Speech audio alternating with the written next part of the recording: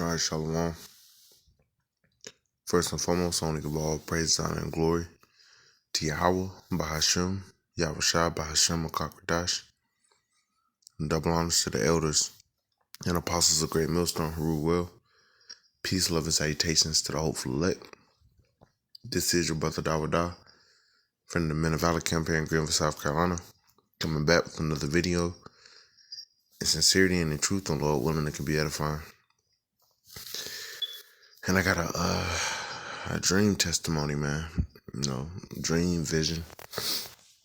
All right, and I wanted to go ahead and do the video and share it. All right, while it was still fresh in my mind. All right, of certain details. All right, but I knew it. I wasn't aware of it when I was in the dream, but as soon as I woke up, I knew what it was. All right, but I had a dream about a like a re-education facility, right? And I'm gonna tell you why. So, you'll have those dreams that bounce around here and there, all weird, like. All right, but I had a dream that I ended up at this. Now I don't know how I ended up there, but I ended up at this like facility, right? When I say facility, I want to say it was more like a big school, all right? But it wasn't a whole lot of color. It was a lot of gray,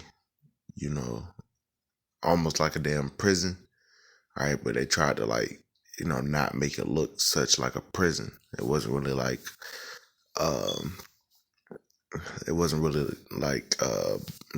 cells and bars and stuff like that. It was more like how a school would be. And at first I didn't know what I was doing there, but I was in my dream I don't ever remember being afraid or scared. It was just kind of like going with the motion. And basically where my dream about this started was I was in a classroom with a bunch of other people that were my age, uh, younger individuals, like young adults, what they would call young adults, early 20s. And there was a lady, and she was basically teaching like etiquette, right? And it wasn't anything out of the ordinary. It's just like proper dining etiquette. And I had some experience with that growing up, so I knew exactly what to do. You're supposed to eat these certain courses first and use these certain utensils first. But I had that wisdom to know. And there were individuals that weren't getting this right.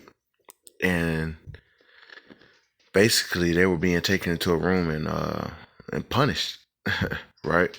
I wasn't able to see what they were being punished for, or punished with, and what exactly was happening. But it seemed like, it was something that was well known, because, I remember seeing this one girl. She was like an Edomite, and she got something wrong, and the teacher had pretty much, or the instructor had saw her, and she just instantly started breaking down as she had to get up to go to this room.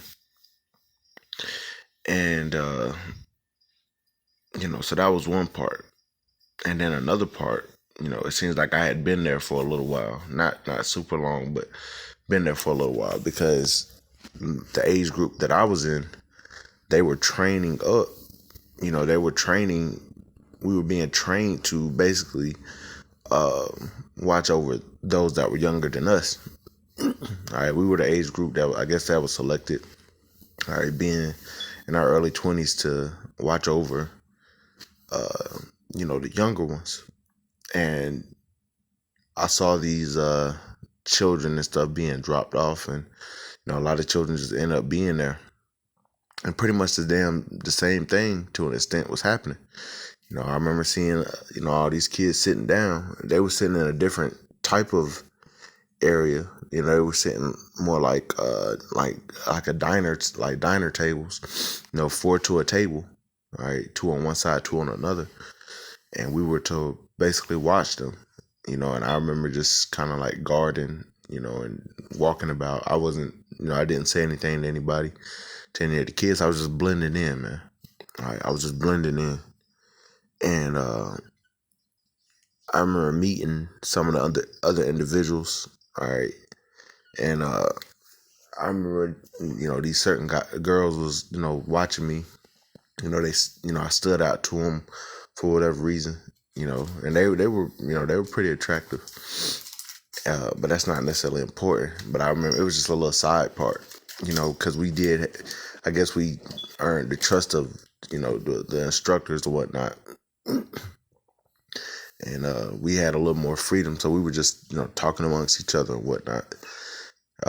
Rather, I wasn't really doing a lot of talking. I was just in the mix.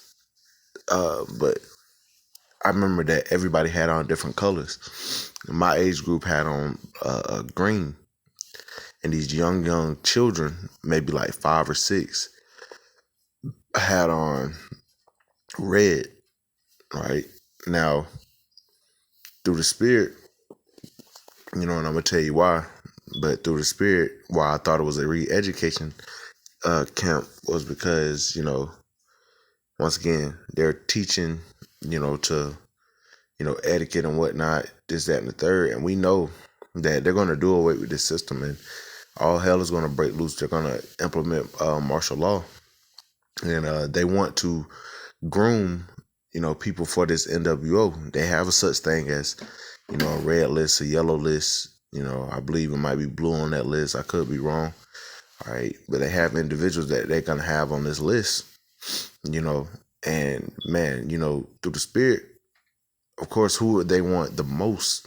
Because who's the most, who are you able to influence the most? Children. And, those younger 20s, but they were at the age, myself included, where you can mold them the most. Those they're pretty much older, it's not as easy to mend them, especially not the elderly. Like the scriptures say, you can't put old wine or new wine in an old bottle. All right, so it seems like they were targeting these, so what they would call kids, young adults and children. All right, because you can, re-educate them to be within that NWO, man. All right, and I don't remember them seeing. I don't remember anything about like the CHIP in this dream or whatnot. All right, this was just, you couldn't leave. The point is you couldn't fucking leave, man. All right, I just want to mention that it was something that you were stuck in. Like I said, I don't remember how I got in there, and like I said, I was doing everything right. I was blending in, and then this is where, shit pretty much turned left. I remember I was like kind of just patrolling, so to speak. And I guess the top, somebody came to me and said, such and such wants to see you. And this guy had to be like the warden or some shit. All right. The top guy in this facility or some shit. And they brought me to him, and he was real calm. He didn't, he wasn't yelling or anything. He was just like, may I have a word with you? And he said my name. And I'm walking with him. And the people that was with him, they turned off another way, and I walked with him into like this, if you ever been at a school, like a copy, like a room where they have a copy machine, a printer and whatnot, almost like a teacher's lounge type shit, right? And I walk into the teacher's lounge, so I felt disarmed. He closes the door, and he walks me over to, it's like this chair, and the chair, I can see that he was putting straps. The chair, like the arms of the chairs had straps on them. And as I was walking to that chair, I immediately realized, nope, I knew exactly what the fuck was going down, man. Through the Spirit, I knew exactly what was going down. And I immediately woke up. Okay. I woke up. The Lord didn't, allow me to see pretty much any further. Right. And that's why, the Spirit is telling me, man, this was, he probably found out who I was. He found out that I was teaching, that I knew the truth, that I was teaching the truth. And I was able to go under the radar for that long. But, hey, I had a test of my faith about to go down, man, in this dream. But I was able to wake up. Some of those dreams you're not able to wake up from. But I woke up from the dream and I couldn't go back to sleep. It wasn't anything that was scary per se, but you know that was my test. Either they were gonna attempt to persuade me by way of torture to take the MOTB and bow down to that system, or they were about to torture me because they knew what I was a part of. All right, they might have knew that I was an Israelite, that I taught the truth, back before that system crashed. And the Lord forewarned us of things like that could possibly happen. So going right to the point, Luke chapter 21 and verse 12, it says, but before all these, they shall lay their hands on you and persecute you, delivering you up to the synagogues and into prisons, being brought before kings and rulers for my name's sake. And hey, through the Spirit, that's what happened. I was somehow I ended up being delivered into a damn re-education camp, man. And it was more for young adults and whatnot. I know there's another one. I believe in let's get it real quick.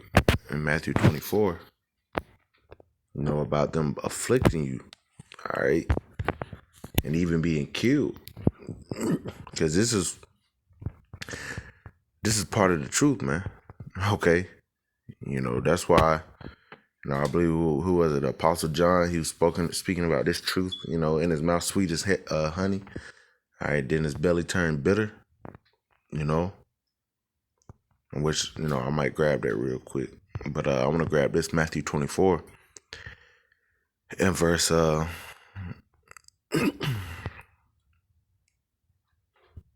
Let's see.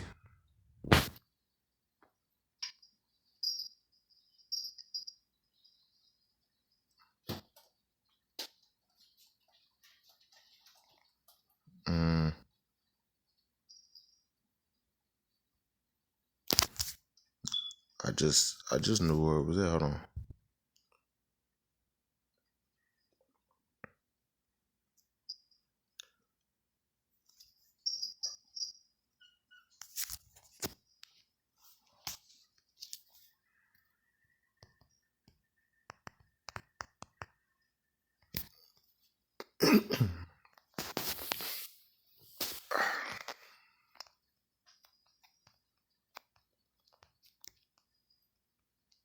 There we go. Matthew 24 and verse 9. It says, then shall they deliver you up to be afflicted and shall kill you. So the Lord just put it out plainly, man. These are possibilities for, all right, being followers of Yahweh Bashim Yahushua, man. All right, some of us will be delivered up to these camps, delivered up to kings and rulers and stuff for Yahweh's namesake, man. It says, and ye shall be hated of all nations for my namesake, man. All right, what we're doing now, all right, we're making our bodies a living sacrifice. And hey, we don't know who we pissed off per se. Now we believe that the Lord with us because it says this. Let's get it real quick.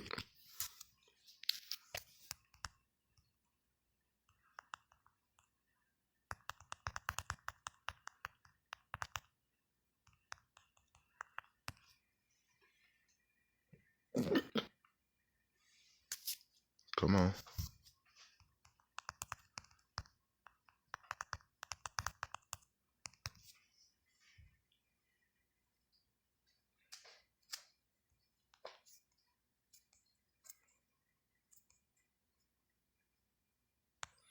The book of Sirach, chapter 4, and verse 28, right to the point. Strive for the truth unto death, and the Lord shall fight for thee. So, hey, we got to hold tight to this, to what we have, this truth, and stand on it. All right. All right. Have our integrity, have our honor, even unto death. All right. And the Lord is going to fight for us. Hey, even if we die, man. All right. There's no real such thing as death, man. All right. There's translation, so to speak. Are you just being transferred from this realm to the spirit world? Where you at peace. Where you're with Yahweh Shai, and that hey, best believe certain brothers, that's gonna be part of their lot, man. All right, to die for Yahweh Shai Shai's sake and for rejecting the MOTB. Let's grab that real quick. Well, before that, I'm gonna get Revelations. All right, this is part of counting that cost, man. You and Salat, my damn cat is in heat.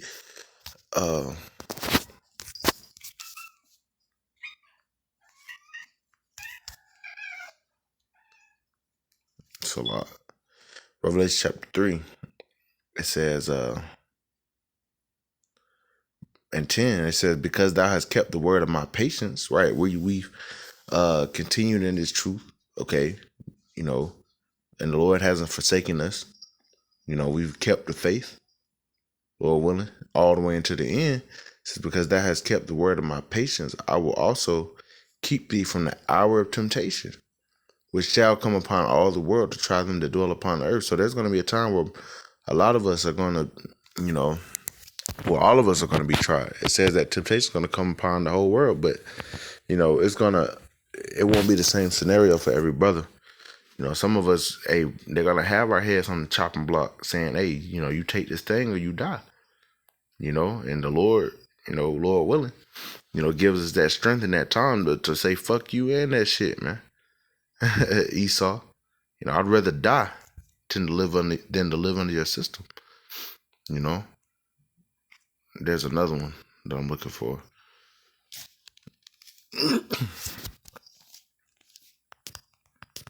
Man, we can't say the Lord didn't put us on game, man. All right. The Lord, hey, he had to lay down his life. You know, and he said the servant is not greater than his Lord. Revelations 2 and 10. Fear none of those things which thou shalt suffer. Behold, the devil shall cast some of you into prison, that ye may be tried. Right, it's to try you. And you shall have tribulation 10 days, a period of time. It says, be thou faithful unto death, and I will give thee a crown of life. So you got to be faithful unto death, man. Okay, you got to strive for the truth unto death, and the Lord shall fight for you. The Lord said He's gonna give you a crown of life, man. If that's your ticket to salvation and everlasting life, man. All right, pray that the Lord gives you the spirit to endure it, man. All right, because the scriptures say this, and I'm gonna finish off here.